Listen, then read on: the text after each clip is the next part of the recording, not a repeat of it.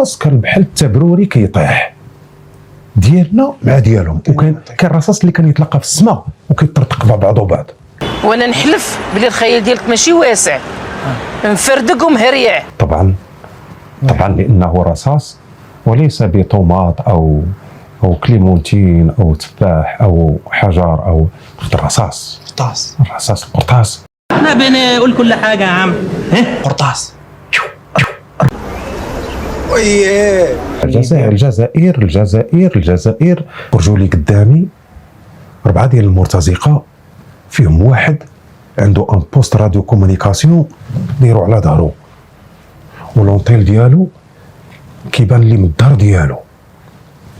ما حطيت عليه الكالاج، غير حطيت عليه السلاح، القرصه الاولى طاح.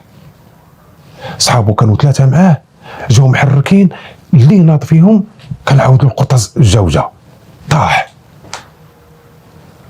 كانوا هما 4 ب4 قطعوا الراس. الاول والجوج شفت الدم ديالهم من الطرطق من الراس، الريوس ديالهم، خاطر انا بالسلاح ديالي مكاموفلي، كيبان غير الكانو ديالي اللي كيبان ديال السلاح. طاحوا ب4 وانا نتجه على انني كنشوف ديريكت. في لحظه من اللحظات تجيني 30 قرطاسه من الجنب ديالي.